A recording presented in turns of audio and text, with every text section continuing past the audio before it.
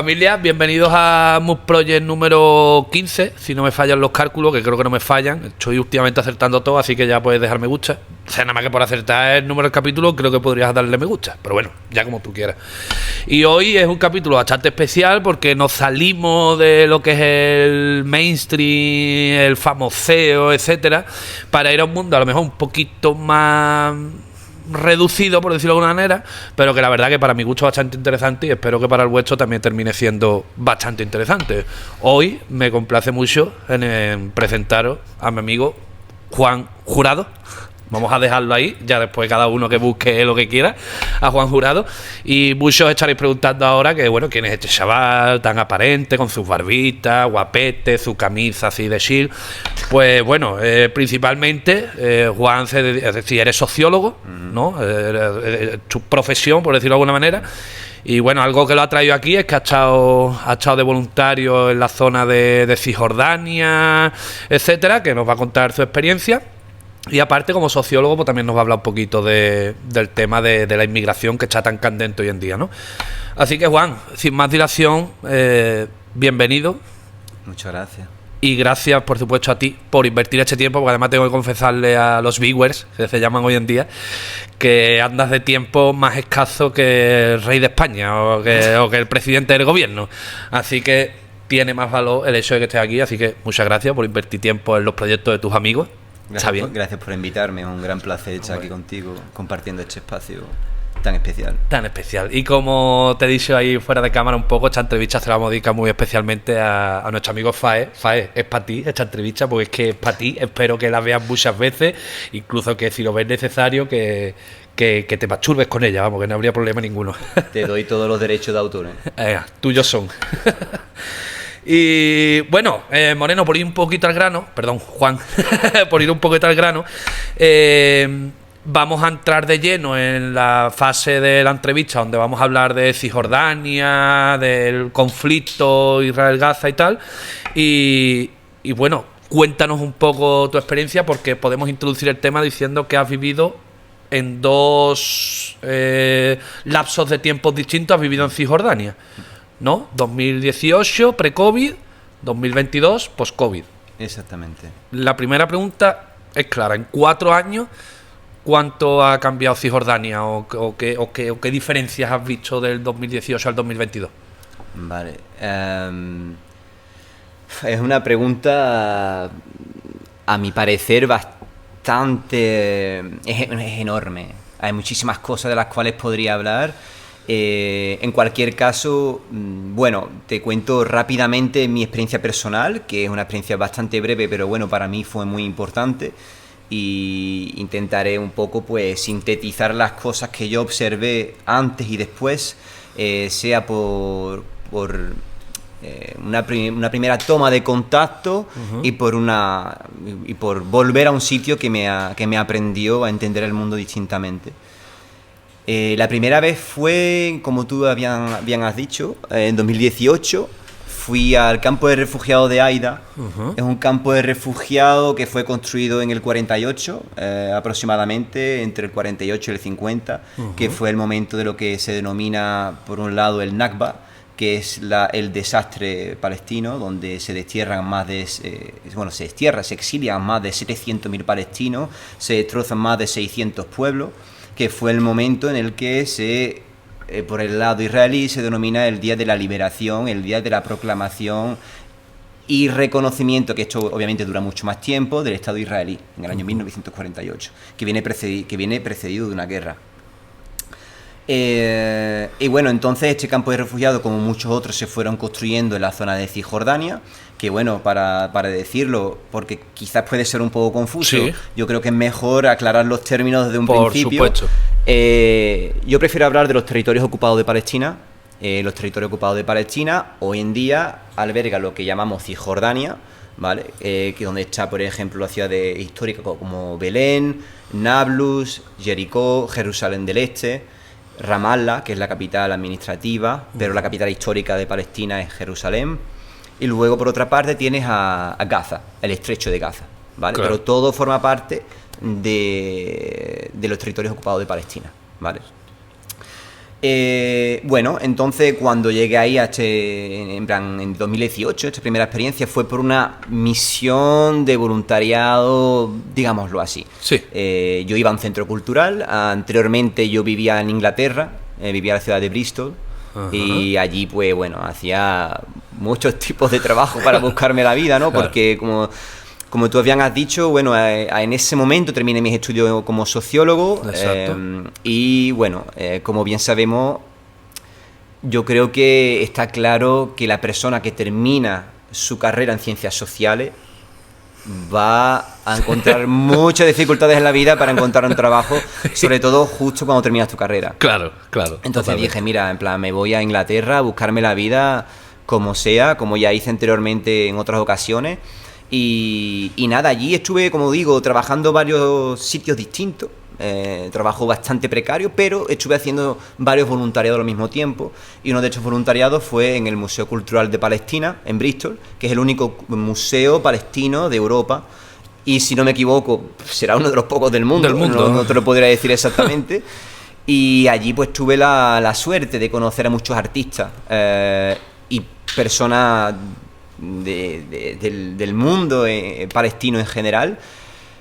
Y bueno, claro, esto yo ya estaba un poquito involucrado en la solidaridad internacional, Sí. sea por el tema de Palestina como también por el tema del Sáhara Occidental. Y esto pues como fue un poco la pepita que me faltaba, que me la comía así como, me entró algo dentro de mi cuerpo, ¿no? Como que sembré algo que empezó a brotar por muchos sitios. Qué bueno. Y lo que tenía ganas era de empaparme de todo eso, y es por eso que decidí ir de forma bastante, en plan, en el sentido modesta. Quiero decir, yo no voy como un simple ciudadano a ver qué es lo que encuentro. Y bueno, pasé 3 meses, que es lo que tú tienes el derecho en un principio, si vas como turista. Porque algo muy importante también, que si tú quieres ir hacia Jordania, o en general, como digo, los territorios ocupados de Palestina, a la excepción de entrar en Gaza, que necesita una serie de documentos que te puede proporcionar la embajada, porque sea un periodista, porque sea personal médico, porque sea temas muy concretos, Claro. no podrías entrar en Gaza. Muy específico, digamos, ¿no? Es decir, tienes que tener... Exactamente. Qué fuerte. Y bueno, tienes que entrar por Israel. Puedes ir al aeropuerto de Tel Aviv, es lo más fácil, ¿vale? A Ben Gurion. También puedes ir a Amán, la capital de Jordania, y puedes ir hasta Cisjordania. En cualquier caso, tienes que pasar por Israel, porque todo el territorio palestino está ocupado por Israel, es por eso que se llaman los territorios ocupados de Palestina. Claro. Y hoy en día, 2024, está todo rodeado por lo que se llama la Green Line, la línea verde, Sí. que es la que rodea los territorios de Cisjordania y Gaza, ¿vale? Entonces, para entrar ahí tienes que pasar por el peaje, digamos, israelí, Claro. ¿no? Por la frontera. Bueno, se le llama los checkpoints, ¿vale? Y hay checkpoints por todas partes, en toda la línea verde, que son las zonas de control, ¿vale? Entonces tienes que pasar por ahí, vas a pasar por una serie de cuestionarios, de interrogatorios, de etcétera, etcétera. No es fácil entrar. Y bueno, para ir ya al grano... Un momento, perdona, Juan. sí. Entiendo que todos esos controles, checkpoint y tal, los realiza Israel. Claro. O sea, por ver si me aclaro yo y seguramente muchos viewers. O sea, si un marroquí quiere ir a Portugal, le tiene que dar permiso a España, ¿no? Más o menos comparándolo. Exactamente. Es decir, que, bueno, no sé, bueno, cada uno... Vale, Sí. continúa. Es por eso que es un territorio ocupado. Claro, claro. Y bueno, por eso, por muchas otras razones. Hoy en día, para dar un pequeño detalle que creo que es muy importante, Sí. El Tribunal Internacional de Justicia ha declarado finalmente, después de muchísimos años, que Israel está cometiendo un apartheid, que es lo que se estaba cometiendo en Sudáfrica. Y que está provocando hoy en día una ocupación ilegal del territorio palestino. Quiere decir, todos los países que firman los tratados, o que forman parte del Tribunal Internacional de Justicia, no podrían, ¿cómo decirlo?, desvincularse de esta acusación, porque todos estos países forman parte. Quiere decir, bajo la ley internacional, que ya se sabía que lo que estaba haciendo era ilegal, pero ya se confirma pues, a través de las Cortes Internacionales de Justicia, de que es un estado de apartheid, ¿vale? Entonces, esto es un pequeño detalle que creo que es importante y de hecho nos llega de julio, en plan de este mes, que finalmente esto se ha lanzado a nivel internacional y que... Perdona, Moreno, de este mes o de hace 2 meses, no sabemos muy bien sobre por cuándo salga, Sí, claro, en plan, bueno, de este mes, te quiero decir... sí, en julio. En julio 2024. Ahí está. Bueno, total, entonces, porque claro, me extiendo un poco por la rama, pero creo que es importante dar un poco de contexto así, quizás... Me está pareciendo perfecto porque lo estás explicando para tonto, porque yo es que soy tonto, Juan, entonces pues perfecto para que yo lo entienda. Bueno, yo creo que al final todas tenemos la posibilidad de comprender todo esto, simplemente que, bueno, nos coge muy lejos y es normal que no se entienda a la ligera, ¿no? Exacto. Y hago otro paréntesis. Todo lo que yo estoy contando ahora con el tema de Palestina, sea mi experiencia en Aida, campo de refugiados de Aida, o en el campo de refugiados de Deisha, que eso fue en año 2022, post-COVID. Esto no es una... En plan, yo lo cuento así como una experiencia personal, pero lo que está pasando en Palestina no solo es un tema que afecta a los palestinos, es una causa internacional. Por eso le llamamos solidaridad internacional y que es algo que representa un poco los dos bandos del mundo, el bando occidental y el bando oriental. Claro. Y esto quiere decir que es una batalla por los derechos humanos. Es una batalla por la justicia. Es una batalla que, en plan, desde mi punto de vista, todas las personas deberíamos, en cierta manera, entender y cómo esto nos afecta en nuestras vidas. Cómo un Estado opresor oprime a unas personas indefensas, sea cual sea el contexto. Y Palestina es un reflejo de esta injusticia, desde hace de hace 80 años, ¿no? Entonces, bueno, quiero decir que es una causa mucho más grande de lo que yo puedo explicar con pequeños detalles de controles, de experiencias personales y tal. Creo que es algo mucho más grande, ¿no? Claro. Y bueno, voy al grano. Entonces hago esta experiencia en el año 2018 en un centro cultural que se llama Laji Center, Centro Laji. Uh-huh. Y bueno, este centro es el único centro cultural del campo de refugiados de Aida, que tiene que tener aproximadamente unos 12.000 habitantes. Sí. No sé si alguna vez habéis estado en un campo de refugiados, pero... Nunca. Yo he estado en varios campos de refugiados, sea fuera de Europa como dentro de Europa. Y no tiene nada, obviamente cada campo de refugiados es un mundo, tenemos que contextualizar a nivel social, político, histórico, y bueno, el tema de los refugiados palestinos es algo muy particular, ¿no? Claro. Ya por todas las cosas que estoy contando, ¿no? Ten en cuenta que esos refugiados palestinos están en su propio país, al fin y al cabo son desplazados internos. Claro. ¿Sabes? Claro. Pero, claro, quizás esas personas han dejado su casa 1, 2, 3, no sé cuántas veces y finalmente están bajo la jurisdicción de las Naciones Unidas, de la UNRWA, que es un brazo muy específico de las Naciones Unidas que se encarga de los refugiados palestinos. No es como el comité de alto comisario de los refugiados, creo que se dice así en español, algo así.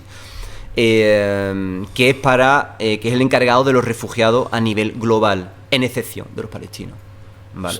Claro. Entonces, bueno, hay unos 12.000 habitantes, no hay espacio, obviamente no hay ningún tipo de actividad deportiva o cultural que se pueda desarrollar. Te quiero decir, cuando no hay espacio es que no hay nada. Es que para tú vivir ahí tienes que seguir construyendo hacia arriba. La famosa construcción en vertical, ¿no? Sí. Aparte de eso no hay recursos de agua, de electricidad, falta de medicamentos, todo ese tipo de cosas, porque todos los recursos naturales y de provisiones de alimentos, de medicina, de medicamentos o incluso de personal sanitario, de médicos, está controlado por Israel. Así que incluso en un campo de refugiados con esas condiciones todo es muy difícil. Y este centro cultural era el único que había. Entonces nada, pues ahí estuve ayudando en general a muchas cosas, desde crear un kindergarten, como una zona de juego para los niños. Trabajamos en proyectos sostenibles para hacer, ¿cómo decirlo? Espacios verdes encima de los tejados. Ajá. Porque como no hay espacio, como no pueden desarrollar su propia agricultura, porque no hay tierra, porque no hay espacio. Claro, es que la entonces, pescadilla que se muerde la cola, claro, no puedo, y si lo intento no puedo porque no tengo espacio, lo voy a intentar, no puedo intentarlo, no tengo espacio, claro. Y como, es decir, en un día, o sea, tú estabas allí de lunes a domingo, entiendo, es decir, perenne, por decirlo de una manera. ¿Cómo era un día a día tuyo? Es decir, de los días rutinarios, ¿no? Habría días que a lo mejor te saldrías un poco la rutina, pero de los días hechos rutinarios, tú, es decir, ¿cómo era un día a día de Juan en Aida? Pues podría cambiar mucho de día a día. Pero un día normal, a ver, todo empieza con un desayuno increíble. Hay que decir que en Palestina se come muy bien. En plan, realmente hay una cultura gastronómica muy rica. Finalmente hablamos de un país del Mediterráneo con una riqueza increíble. Claro. Y ese desayuno por la mañana con un buen café o bueno, con un buen té con hierbabuena, eso era una forma muy típica de empezar mi día. Pero cuando hablo de gran desayuno te hablo de una mesa llena de comida. Claro. Y eso lo compartíamos con los refugiados, porque todas las personas voluntarias de ese campo, de ese centro cultural, son refugiados del centro, de ese campo de refugiados. Quiere decir, también había voluntarios internacionales, pero la mayoría eran los mismos refugiados de ese campo que trabajaban en el centro cultural. Ahí está. Entonces compartíamos ese momento y luego íbamos a la acción. Hay algunos días que simplemente estaba trabajando en estas estructuras verdes encima de los tejados, ¿vale? Sí. Otros días donde trabajaba en la limpieza del centro que estábamos preparando para los chavales. Otros días a lo mejor hacíamos alguna asistencia médica de urgencia en el campo de refugiados. Otras veces quizás visitábamos otros campos de refugiados porque también creábamos conexiones, trabajábamos en comunicación para hacer un poco de advocacy, quiere decir lucha por los derechos humanos.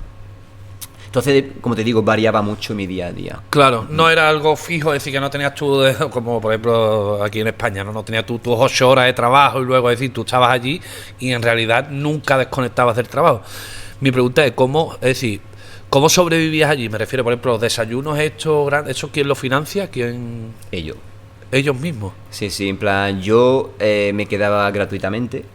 Claro, yo era, te quiero decir... a mí no me pagaban nada por estar allí. Tú no generabas nada, pero tampoco te costaba dinero, ¿no? Estar allí, ¿no? Exactamente. Entiendo que es como el trueque, ¿no? Yo te doy mis manos y te doy mis pies y te doy mi voz y tú me das un alojamiento, ¿no? Exactamente. Y comida. Y había, es decir, mientras estaba ahí en el campo de refugiados, porque yo ahí en la legalidad esa me pierdo y mira que estudié Derecho Internacional cuando yo estudié hace ya años. ¿Había miedo de algún ataque, de algo, es decir, o los campos de refugiados son intocables? ¿O siempre puede haber un miedo a no sé, a que suenen las alarmas o a que venga algún misil? Es que eso tiene que ser duro. Y una pregunta un poco más de esto, que verá, puede ser muy gore o no sé. Pero ¿has escuchado alguna vez un misil sobrevolar o ver o...? Que eso sin duda tiene que ser... algo sí que te debe de cambiar la mentalidad al momento, ¿no? Porque habrá gente que yo respeto a todo el mundo, ¿eh? Vaya por delante que en Mood Project se respeta a todo el mundo. Pero es verdad, es cierto es que hay gente, bueno, hay división de opiniones, ¿no? En este caso, en este conflicto Israel-Gaza hay muchos conflictos. Y bueno, hay gente que está a favor de Israel, hay gente que está a favor de Palestina, bueno, todo perfecto. Pero en realidad lo que se tiene que sentir allí, a pie de campo, sí, tiene que ser brutal, ¿no? Es decir, ¿eso es lo que te cambia tu forma de ver el conflicto? ¿O el simple hecho de llegar y poner un pie allí ya te cambia totalmente el prisma del conflicto? Yo creo que algo que es esencial en todo esto es que toda la información que nos llega hoy en día en los medios de comunicación occidentales, como da igual en realidad que medio de comunicación, obviamente sí son medios de comunicación alternativos que intentan de promover su trabajo a través del pago de sus suscriptores, tienen mucha más libertad que aquellos medios de comunicación que están bajo el control de fondos privados, ¿no? Entonces, quiero decir con esto que yo incluso si intentaba informarme por varios medios, yo tenía una visión sesgada y la sigo teniendo. Claro. Y la voy a seguir teniendo. Claro. Pero cuando vas allí tienes un choque de realidad. En todos los sentidos. Desde que no tienes agua, por lo tanto tienes que controlar absolutamente todo. En plan, cómo lavas los platos, si puedes ducharte o no. Hay personas que... Porque claro, una cosa que te choca muchísimo cuando llegas allí es que todas las casas en territorio palestino tienen tanques de agua. Esos tanques de agua se van llenando cada cierto periodo en base al dinero que tengas, porque tienes que pagarle a las autoridades palestinas que están controladas por Israel para que te puedan recargar tus tanques de agua. Total, en plan, hay muchas cosas en el cotidiano, ¿no?, que te hacen reflexionar sobre todo esto. Podría realmente contarte una lista de cosas que me chocan, pero yo creo que lo que a mí más me impresionó es el desgaste del tiempo. Todo lo que hagas en tu vida toma mucho tiempo. Quiere decir, tú no controlas tu vida. Si tú tienes que, imagínate, ¿vale? Tienes una urgencia. Sí. Vives en Ramallah, tienes que ir a Jerusalén. No me acuerdo exactamente, pero de Ramallah a Jerusalén habrá unos, no sé, 30 minutos en coche. No me acuerdo muy bien. Pero, si por X razones, cuando tienes que cruzar el checkpoint, recordamos que es un sistema de apartheid. Hay calles que son para palestinos y calles que los palestinos pueden coger, incluso en la propia Cisjordania, ¿vale? Entonces, si tú tienes que ir a Jerusalén a un hospital porque hay un experto, un especialista sobre esa enfermedad que te va a tratar, tienes que ir allí urgentemente. Sin embargo, si en los checkpoints las personas los soldados que están encargados en ese momento con su turno Sí. deciden de no dejarte pasar, no pasa. Quiere decir que te puedes quedar esperando 20 minutos, 3 horas, 10 horas o no pasa. Incluso morirte, a lo mejor me refiero. O incluso morirte. Claro, ahí está. Todo, en plan, eso es un ejemplo de la vida cotidiana. Sí. Pero te puede decir ir a tu trabajo. Te puede decir ir a casa de tu amigo, ver a tu familia. En plan, territorios que están a 1 hora de distancia, puede ser 8 horas. Que no lo sabes nunca. Y eso es algo, en plan, es la desposesión de tu libertad en todos los sentidos. Porque no sabes cuándo, ni cómo, ni dónde vas a poder pasar o no, hacer algo o no, porque todo, en plan, todo no depende de ti, todo depende del ocupante. Y eso es algo que yo, cuando he intentado moverme en el poco tiempo que estaba allí, me ha impresionado, porque yo me he llevado mucho tiempo esperando, en varias ocasiones. En plan, yo decía, esto es interminable. En plan, de crear colas de miles de personas a las 5 de la mañana, porque, claro, hay gente que se va a las 4 de la mañana, aunque tenga que trabajar a las 10, pero Claro. es que no sabe qué va a pasar. Claro. Entonces prefieren esperar allí que quedarse en la cola, que puede crear una cola interminable. Y eso es un horror. Eso para mí me ha impactado muchísimo. Más incluso que la entrada de militares israelíes en los campos de refugiados, porque hacían pruebas militares con personas. Te quiero decir que eso yo, en plan, yo he visto simplemente 2 veces, ¿vale? En plan, simplemente 2 veces. Obviamente. 2 más de las que deberían de haber sucedido. Exactamente. No, pero bueno, pero sí. Cuéntame. Y obviamente tú, cuando haces esto, tienes que meterte en seguridad en una casa, hay una serie de medidas, tienes que esconderte bajo, bueno, total, hay una serie de medidas de seguridad y de precaución para los internacionales cuando estás allí, por si puede pasar cualquier cosa. Obviamente no mire, obviamente no grabe, obviamente, ¿sabes qué quiero decir? Y esto es de las cosas que pasan también en Gaza, quiere decir, hoy en día, porque, por ejemplo, tenemos reportajes increíbles de todo lo que está pasando en Ucrania en todo momento, de reporteros especiales que vienen de Occidente, que te graban los pequeños pueblos, hablan con los ciudadanos para ver. Y en cambio, la forma en la cual estamos recibiendo la información en Gaza mayoritariamente son de ciudadanos locales, porque Israel no te deja entrar. Claro, claro. O sea, lo controla todo Israel, ¿no? Todo. Realmente, es decir, Cisjordania, Palestina, Israel, perdón, los tres territorios podrían llamarse Israel fácilmente, ¿no? Es decir, porque lo controla todo, ¿no? Sí, sí. En plan, porque claro, en el 1993, finalmente, después de la primera intifada, que fue la primera revolución palestina, bueno, hubo muchas revoluciones, ¿no? Pero una de las más importantes a finales del siglo XX, llegó este líder, ¿no? Por la liberación, Arafat, no sé si te dice algo, Sí. Que fueron los acuerdos de Oslo. Sí. Y bueno, el primero fue en el 93, luego hubo unos ajustes de este acuerdo, finalmente se firma del 95, donde se decide que va a haber Two Solution States, solución de dos estados, donde vas a tener una autoridad palestina, el territorio palestino se va a dividir en 3 zonas, una cosa bastante, en plan, no es tan compleja, pero muy importante, que va a marcar la vida del palestino. Realmente esto de los 2 estados no existe. Es mentira. En plan, que hoy haya todavía estados en el mundo, organizaciones internacionales que sigan hablando de una solución de 2 estados, eso no existe. Bien. Y Israel no lo va a dejar nunca que eso pase. Entonces, es por eso que cada vez más, en plan, yo creo que es algo que se sabe desde hace mucho tiempo, pero bueno, finalmente empieza a ser más público, se piensa en la solución de un estado democrático, donde todo el mundo pueda decidir quién gobierna su país, que todo el mundo tenga el sitio para vivir. Dividir a las personas no las une, porque ni los israelíes se contactan con los palestinos con los israelíes, considerando que hay palestinos que viven en Israel, ¿vale? Porque quedaron en la otra parte del muro, Claro, ¿vale? claro. Que son los palestinos israelíes después del 48, ¿vale? Después de la proclamación de Israel. Pero también hay israelíes en Cisjordania. Sin embargo, los israelíes que viven en Cisjordania, que son los colonos que viven en las colonias ilegales, no hay contacto, el único contacto que hay es violencia. ¿Sabes qué quiero decir? Claro. Entonces, la separación no une a las personas.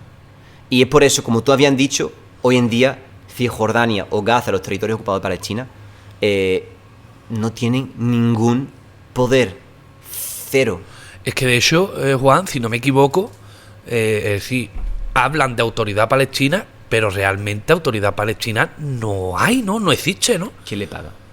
Claro, claro, claro.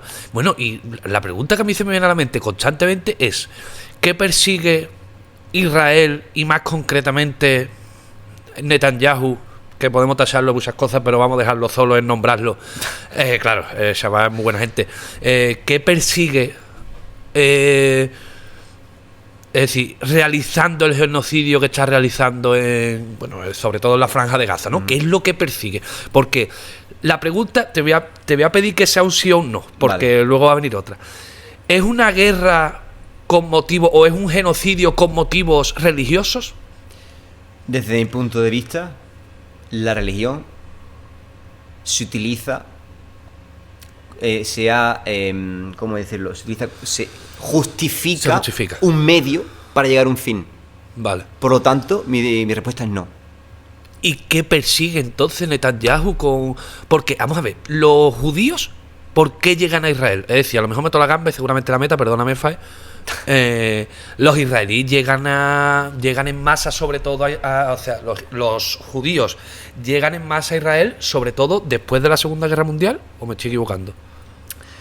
Sobre todo, eso, durante y después. Durante y después. Pero las oleadas de inmigrantes judíos empiezan a finales del siglo XX, ¿vale? Vale. Podemos decir que de las primeras oleadas pueden ser aproximadamente en el 1886, 1889, aproximadamente. Ahí empiezan las primeras oleadas de judíos que vienen a territorios palestinos, todavía en ese momento bajo el Imperio Otomano, ¿vale? Es decir, que podemos decir que ahí empieza la ocupación. Aunque sea poco a poco y sin darte cuenta, es como, has dicho, te la voy a meter poquito a poco, ¿no? Te la voy a meter poquito a poco sin que te des cuenta, es una comparación un poquito... Pero entonces, volviendo al tema que nos atañe, que persigue Netanyahu, es decir, no está contento, por decirlo de alguna manera, que se entiende que no, con, es decir, tener un territorio donde su religión y sus fieles y su población puedan vivir en libertad, que ¿por qué tiene que joder a los demás? Dicho rápido y pronto. ¿Por qué tiene que joder, en este caso, a los palestinos, ¿no? Y a los habitantes de la Franja de Gaza? He hecho una pregunta enorme también. ¿O qué crees? Que a lo mejor no tienes la clave, pero sí lo que tú piensas. Que además es sociólogo, mi colega, ¿eh? Que no es, hombre, no es cualquiera. A ver, yo creo que hay muchos factores, muchísimos factores. Voy a intentar verdaderamente vulgarizarlo al máximo posible. busque la limpieza étnica. Esta limpieza étnica, por una parte, le da legitimidad al monopolio del poder del gobierno de Netanyahu. Hoy lo será mañana y lo ha sido en el pasado, y como otros muchos primeros ministros del que nace, que es el parlamento, es el gobierno israelí. Parlamento. Por lo tanto, ahí tenemos una cuestión de poder. Quiere decir, la mayoría de votantes hoy en día que votan al primer ministro votan también por la exterminación de Palestina. Quiere decir, la limpieza étnica, ¿vale? Es una cuestión de poder, donde hay razones económicas, sociales, culturales, políticas. Ahí mezclamos muchas cosas, de seguridad, pero realmente creo que, de nuevo, esto va mucho más lejos. Netanyahu, al final, responde también a unos intereses que están fuera de él, y su gobierno en general. Claro. Allá hay muchos intereses que vienen de Occidente, mayormente, pero también de otros países, no solamente de Occidente.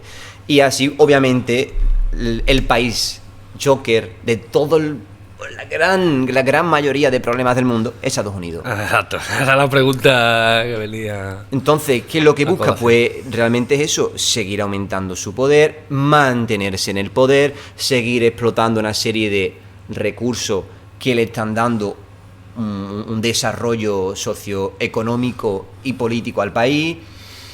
Y como de nuevo, todo esto se basa en la limpieza étnica.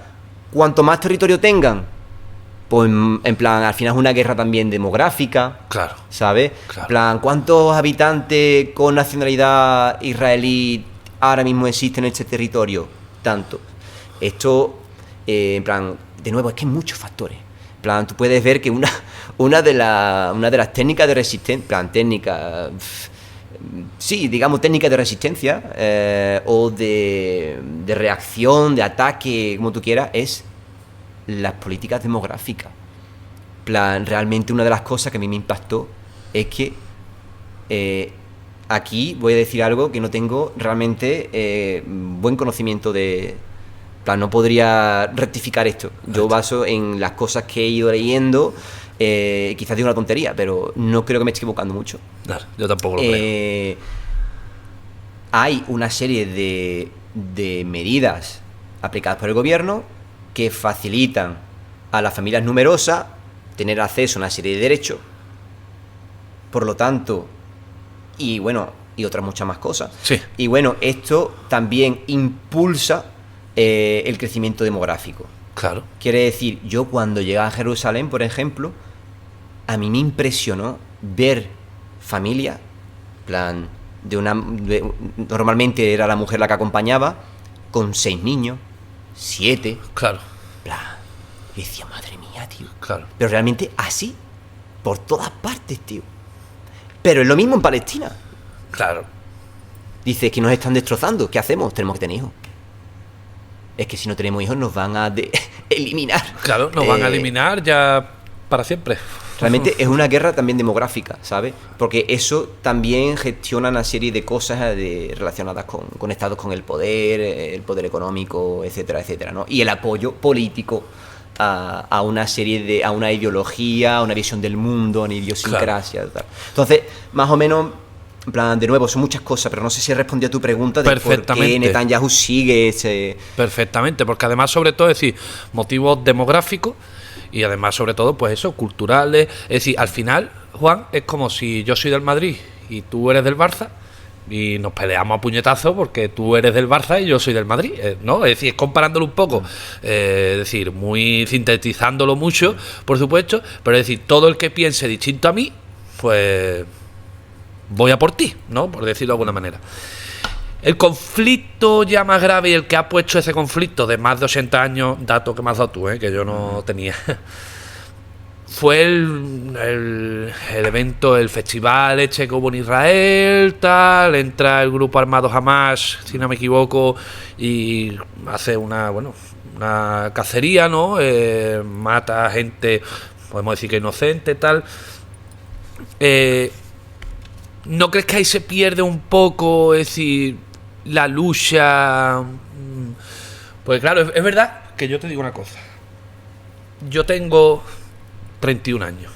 Si llego a los 111, que son 80 años, y a mí hay durante 80 años alguien a mi lado dándome por culo, dicho rápido y mal, claro, pues yo probablemente en el año 81 diga, mira, te voy a pegar un tiro entre ceja y ceja que te voy a reventar.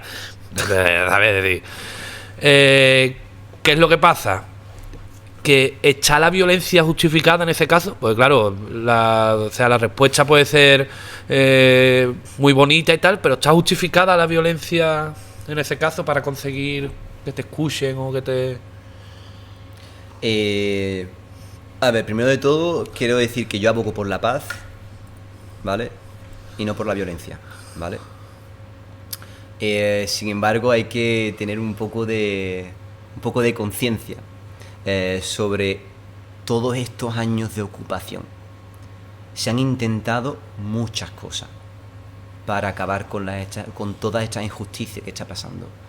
Gaza es una prisión a cielo abierto, peor que una prisión porque no sabes si vas a estar vivo o muerto. Claro. En Gaza ha habido muchas revueltas pacíficas, oprimidas con tiro y muerte. Gaza ha sido bombardeado muchas veces. Gaza fue muy fuertemente bombardeada en 2008, fuertemente bombardeada en 2012. También hubo una serie, bueno, ataques siempre hay, pero fuerte, con un gran impacto, 2018, 2022. Y ahora, claro, hay una reacción. Para mí es que la violencia es la solución. No. Pero eso es el legítimo uso de la resistencia también. Quiere decir, no justifico el ataque ni los muertos. Para nada, nunca voy a justificar eso. Claro. Pero lo que en esta mentalidad, tanto lo que hace Hamas como lo que hubiera hecho cualquier país del mundo, es reaccionar. Porque cuando tú le quitas el oxígeno a alguien, finalmente tiene que salir. Y eso es lo que ha pasado. Es una reacción en mucho sentido, por ponerlo de una forma fácil. Claro. De nuevo, ¿yo justifico la muerte de personas? No. ¿Pero por qué puede haber pasado? Pues porque ha sido una reacción de décadas de opresión y muerte. De una decadencia de unas personas que no tienen nada, que han perdido y siguen perdiendo todo en su vida. Y hoy en día, quería dar una cifra rápidamente, que las he apuntado aquí, estos datos vienen de las Naciones Unidas, ¿vale? A 24 de julio de 2024 hay registradas hasta hoy en día 39.324 muertes registradas de palestinos en Gaza. Son simplemente en Gaza, no estoy hablando de otros territorios. Claro, porque está. También tenemos muertos en Cisjordania, tenemos muertos en el Líbano, tenemos muertos en Siria. Entonces tenemos que 3.324 muertos, aproximadamente unos 90.830 heridos. Y de los 39.324 muertos tenemos más de 15.000 niños, más de 12.000 mujeres y unos 10.000 desaparecidos. Hoy en día, en aproximadamente 8 meses, representa más que en cualquier guerra durante todo el siglo XX. También te puedo mencionar algunos muertos de Cisjordania, unos 592 muertos, que parece, claro, 592, como hablamos de cifras. Sí, pero es que nada más que uno ya es una brutalidad, pero bueno, espero que la gente sea consciente de ello. 143 niños y 5.350 heridos. Ahora, por el lado de Israel, sí, ha habido muertos también. Hay 1.139 muertos de Israel y 8.730 heridos.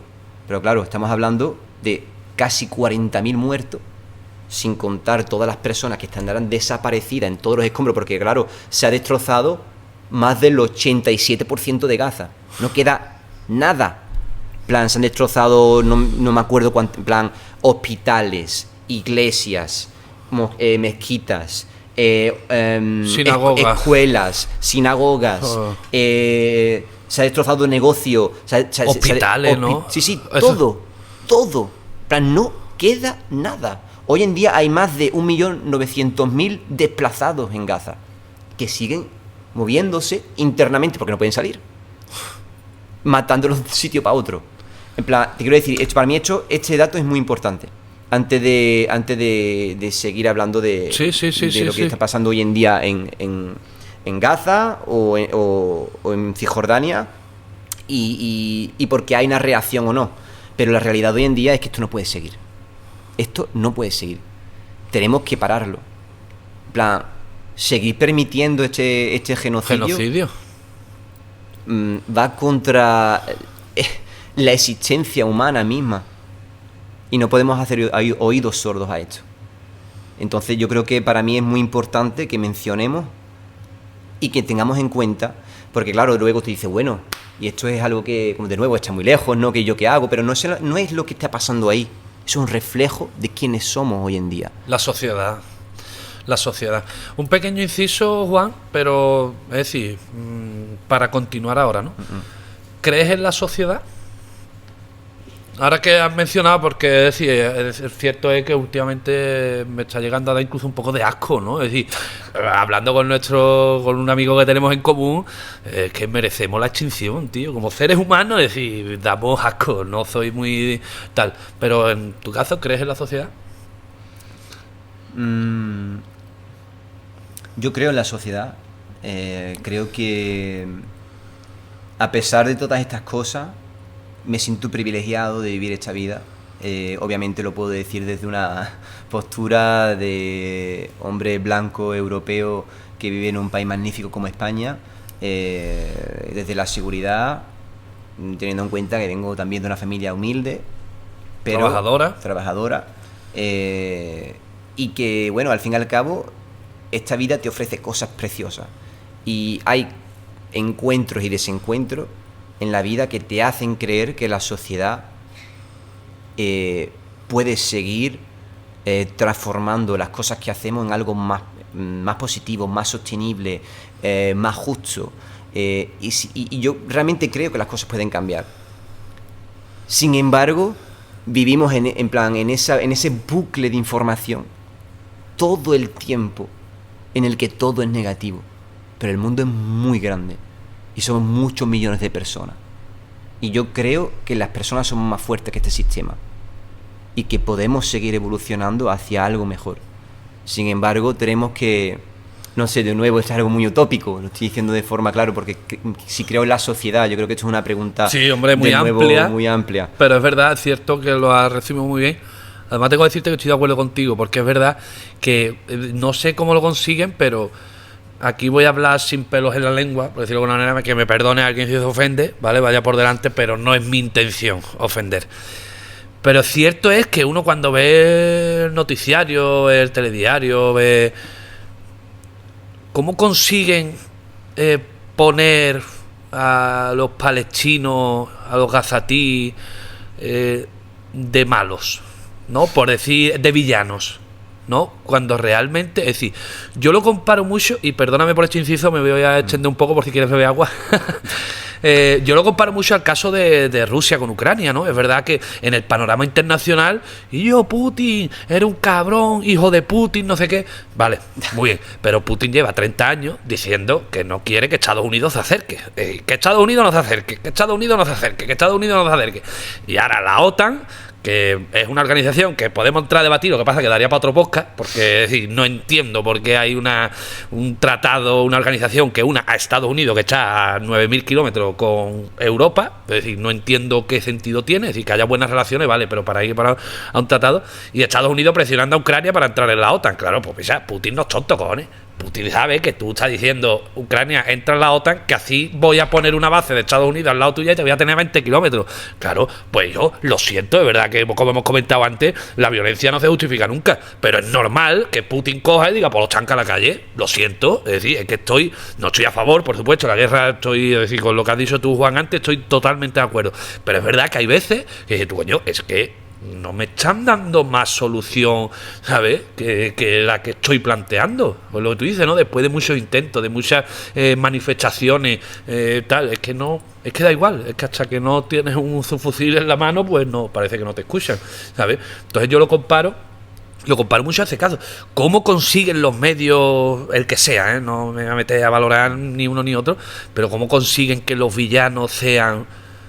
Porque es verdad que a lo mejor no serán los mejores, ¿no? A lo mejor no serán... Tampoco son santos, por decirlo de alguna manera. O sea, pero es que Netanyahu tampoco es... O sea, Netanyahu habría que plantearse, decirle, mira, chulo, vente, que hay una oferta laboral en McDonald's, dedícate a hacer hamburguesas. No, hombre, verá, por ofrecerle al chaval otra salida de... Porque es que yo no entiendo a dónde vamos con esto. Entonces, la pregunta que yo te voy a hacer ahora, que es un poco heavy, pero porque no sé hasta qué punto tal, pero es que Donald Trump ha hecho, bueno, hizo una declaración allá por julio diciendo que él terminaría con el conflicto en Gaza en 10 minutos, que él iba a terminar con la guerra de Rusia y de Ucrania y con la guerra de Palestina con Israel. ¿Crees que eso podría llegar a suceder? Te pregunto esto, es decir, que la gente puede reírse por la pregunta, pero es verdad que al final Estados Unidos es la potencia mundial, es a quien todo el mundo le lame el escroto, la verdad, sinceramente, claro, es decir. Y entonces, ¿crees que si Donald Trump utiliza la influencia y el poder que tiene para acabar con la guerra, ¿crees que sería capaz de terminar con ella? Obviamente Estados Unidos tiene muchísimo poder. Yo creo que muchas veces la que decide a dónde se va a declinar la balanza. Eso está clarísimo. Claro. Yo no podría decirte en una visión de futuro hasta dónde Estados Unidos va, digamos, terminar o no un conflicto. Porque desde mi punto de vista, lo que se ha creado y lo que se ha estado creando en estos dos territorios, eso no terminará pronto. Claro. Porque eso no es solamente, estamos hablando quizás de un conflicto armado, quizás el conflicto armado puede llegar a un cierto nivel de pausa, se puede congelar, como hablamos hoy de conflictos que están congelados, sí, como por ejemplo entre Serbia y Kosovo, entre tal, que hay mucho... Claro. Pero el conflicto, el daño que se ha hecho y que se sigue haciendo, eso no lo para ni Trump, ni Biden, ni nadie en el mundo, porque hay una brecha abierta en las personas que viven en ese territorio y eso no se olvida. Claro. Lo que yo creo a nivel estratégico geopolítico es otra cosa. No sé hasta qué punto Trump va a seguir invirtiendo o desinvirtiendo lo que está pasando entre Ucrania y Rusia. Yo creo que va a retroceder con su compromiso, el compromiso de Estados Unidos. Y por parte de Palestina y Gaza, en el caso más particularmente lo que está pasando Palestina e Israel, lo que está pasando más particularmente en Gaza, pues yo creo que todo lo contrario.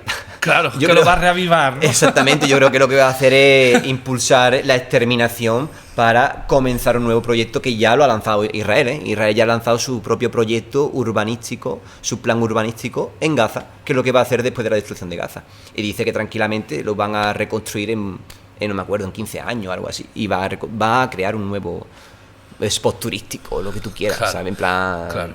Porque encima Israel, si no me equivoco, que creo que no, es uno de los países con el PIB más alto del mundo. Es decir, que dinero tienen. Hombre. O sea, que es que al final el dinero, como todo en la vida, bueno, como todo en la vida no, perdón, el dinero, como a todos los humanos o a todas las organizaciones o a todos los clubes de fútbol en el mundo, es lo que te da el poder, ¿no?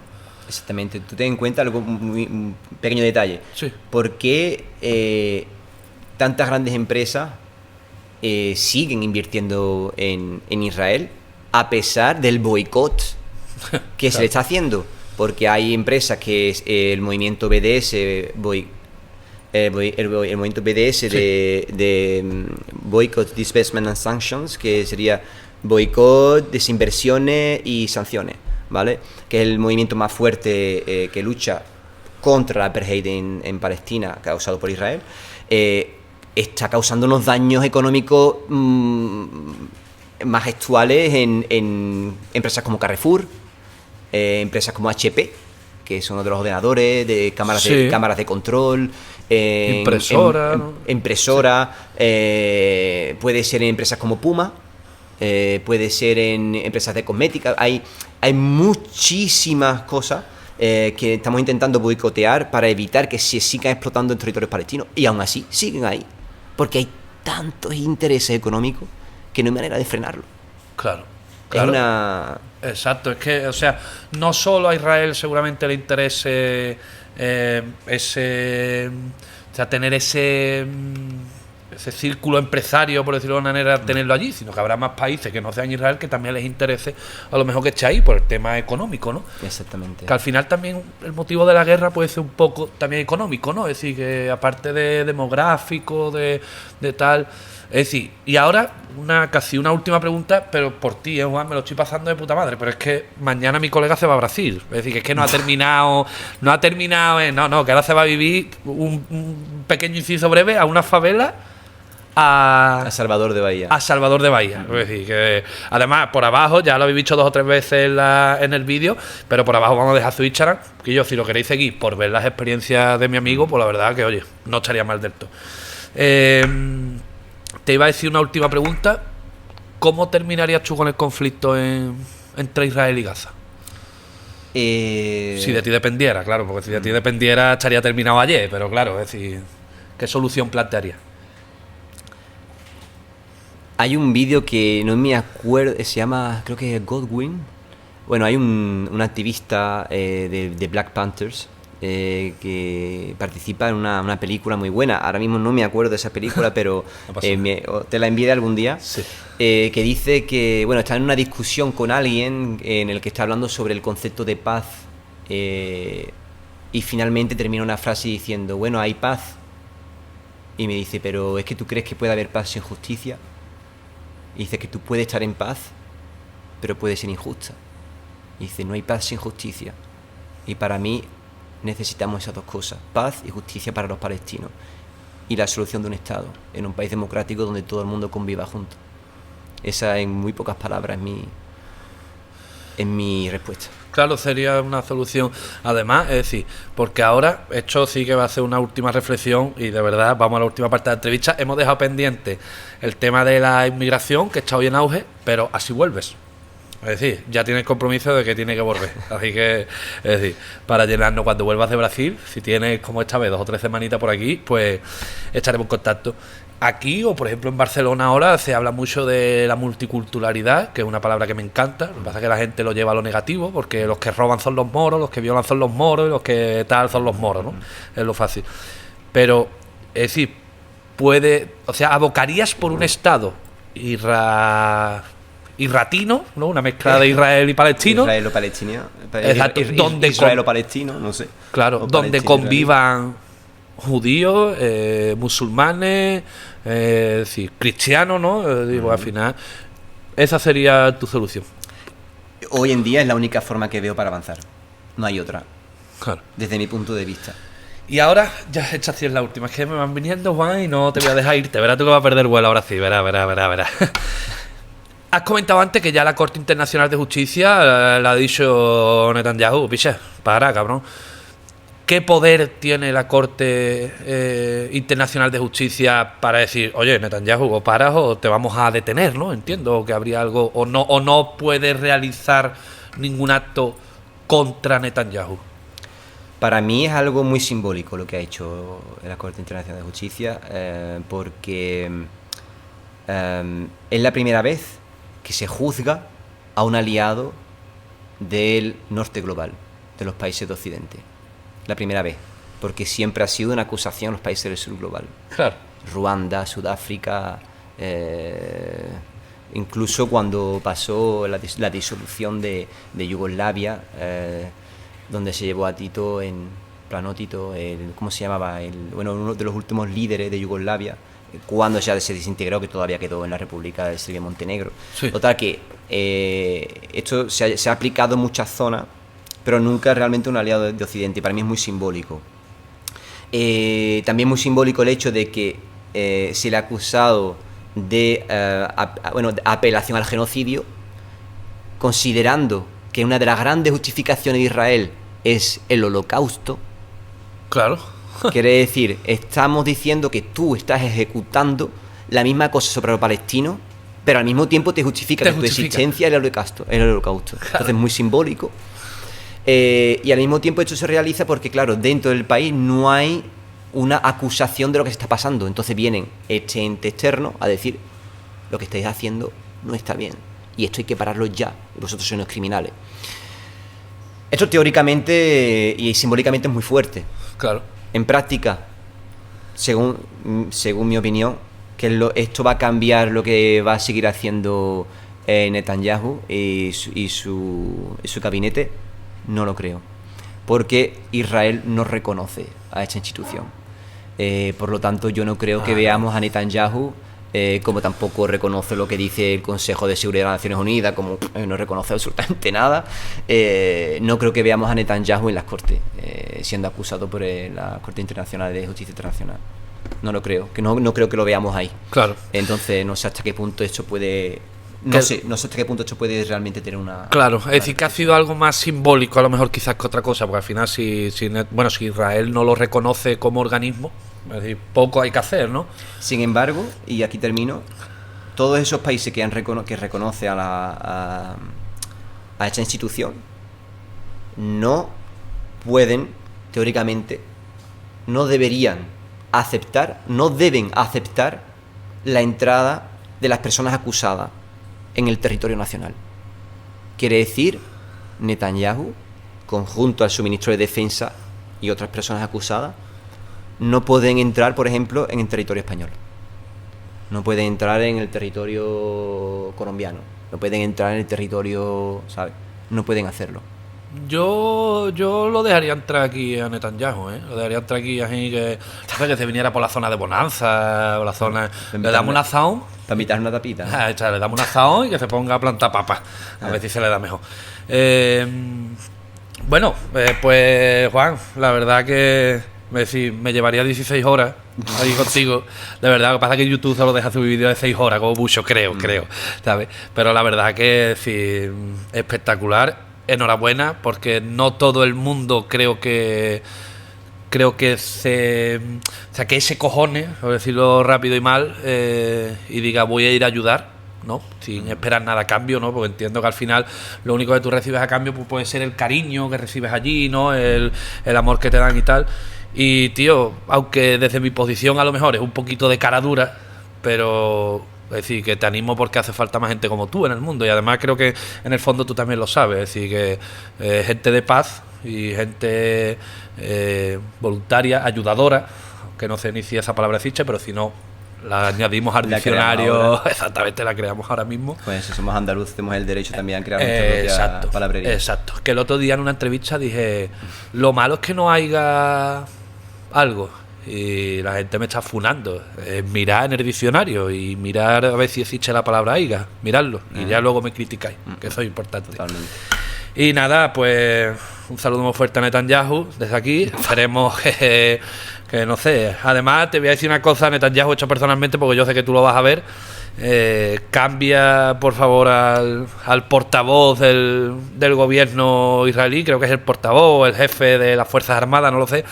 Pero es que tiene dos orejas que como las mueva va a soplar aquí un levante que... No, además, ¿lo has visto? ¿Sabes de quién te estoy hablando? Sí. Que sale siempre en la tele. Que tiene dos orejas, es decir, que podría rellenar 10 o 12 panderetas fácilmente, o sea, con el pellejo. Entonces, eso es por frivolizar un poco el tema, pero Netanyahu para un poco, picha. Es decir, que ya está bien, ya está bien. Es decir, que todo genocidio. Juan, como con todo el mundo, vamos a ir con la parte final de la entrevista. Volver a repetirte agradecimientos, de verdad, por estar aquí. Además que os prometo que es que vino el viernes, se va mañana, echamos a martes para que lo sepáis. Y es decir, y ha sacado tiempo para venir, lo cual, además le dije que le iba a robar 20 o 30 minutos y ya estáis viendo cuánto va a durar. A todos los invitados le hago una pregunta que le ha hecho el anterior invitado, sin saber quién es, ¿vale? Y tú tienes que ir pensando una pregunta para el próximo invitado. Vale. Entonces, la pregunta que te lanza, el anterior fue Miguelito, la pregunta que te lanza Miguelito, por cierto, Miguelito, un saludo, picha, que eres un crema. ¿Te gusta lo que haces? Es la pregunta que te lanza mi compadre Miguel.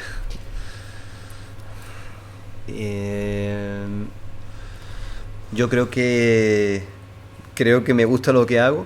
Es importante creer en lo que hago y es una búsqueda durante toda una vida de saber si lo que estás haciendo tiene sentido para ti. Así que espero que esto siga y así que mi respuesta es sí. Ay, hombre, es importante, porque que te guste lo que haces. Además, en los sobrecitos de café muchas veces viene, si trabajas en lo que te gusta, nunca trabajarás, ¿no? O algo de esas frases motivadoras que vienen bien leerlas por la mañana. ¿Alguna pregunta para el siguiente invitado?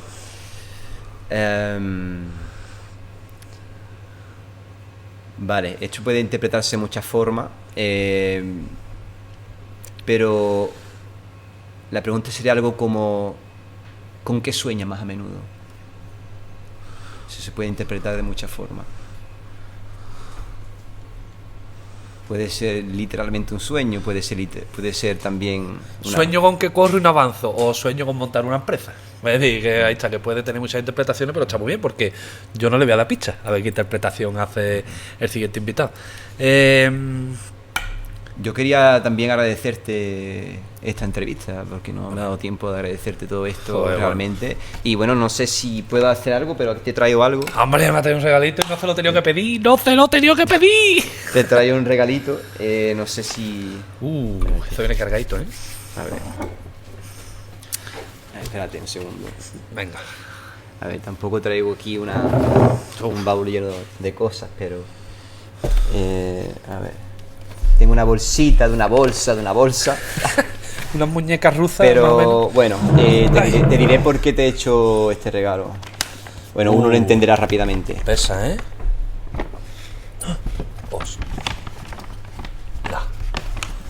Me encanta, lo que pasa que... Creo que vienen dos, ¿no? ¿Puede ser? Hay dos cosas.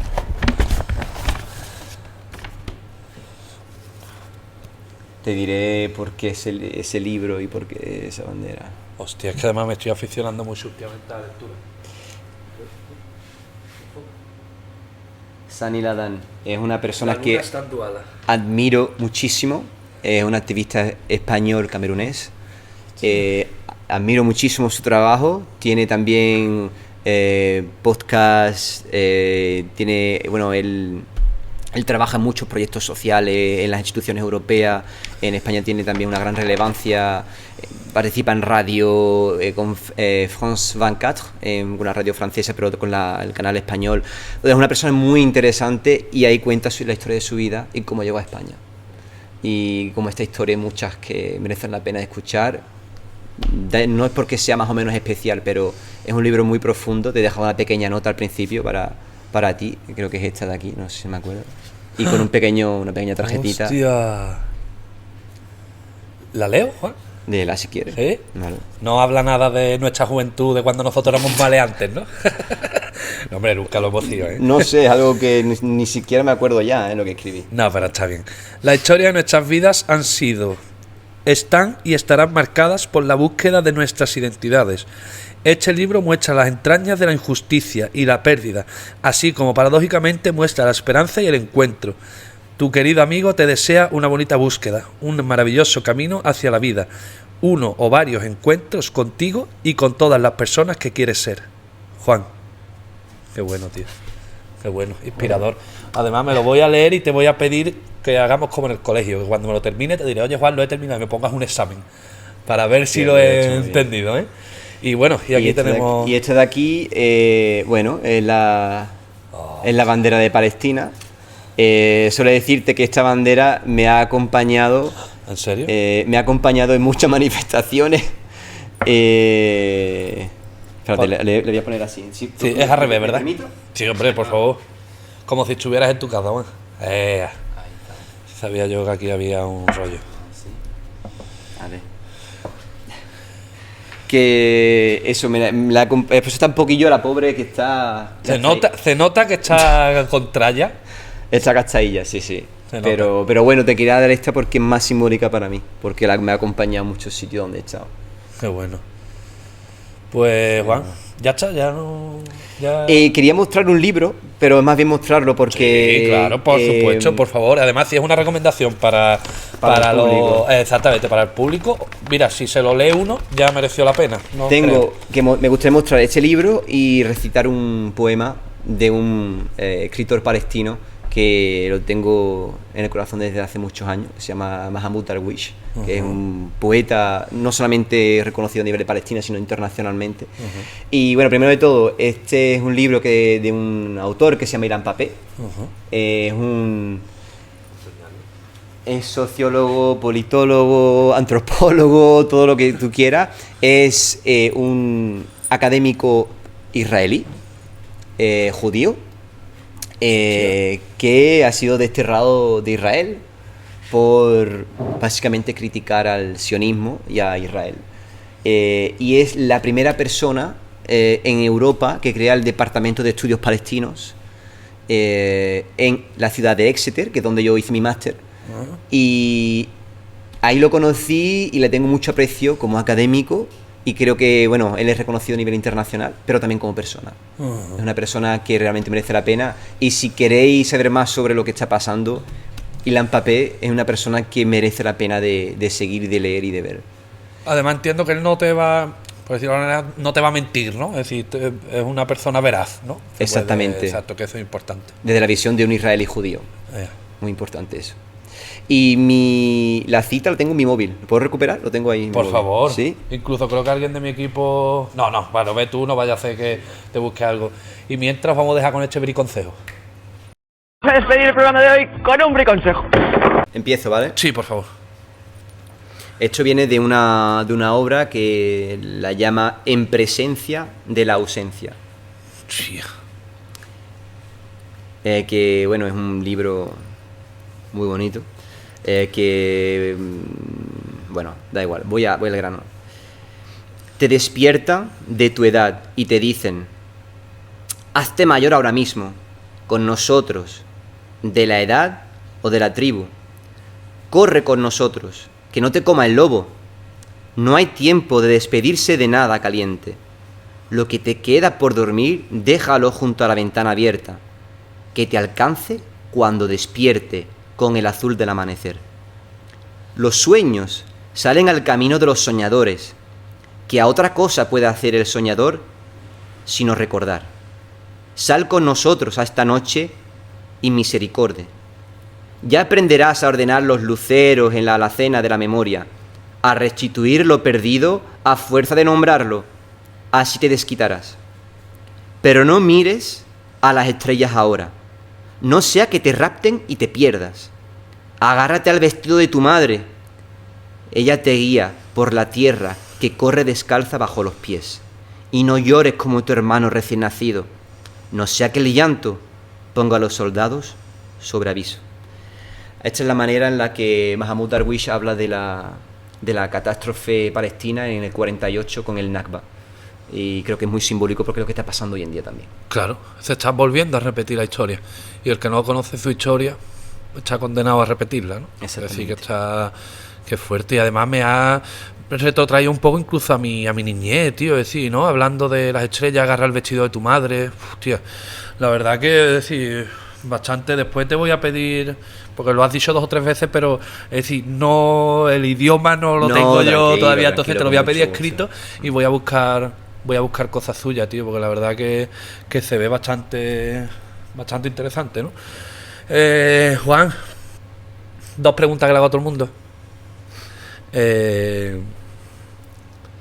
¿Contacto más famoso del móvil? El contacto más famoso del móvil. ¿Contacto te refiere a personas? Sí, porque claro, organizaciones, entiendo. Bueno, no, claro, en tu caso, por supuesto, ¿vale? También organizaciones, claro. En plan...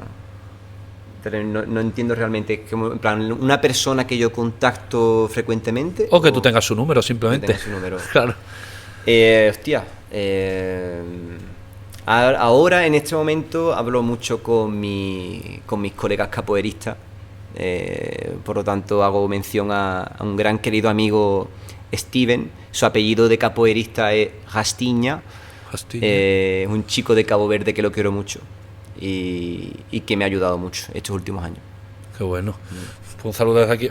¿Verá la entrevista o...? Puede ser, quién sabe. No se sabe. ¿Y máximo dinero que te hayas gastado en algo? Un ordenador, tío. No, perdona, no me equivoco. Estoy diciendo una tontería como un camión. Acaba de decir una tontería muy grande.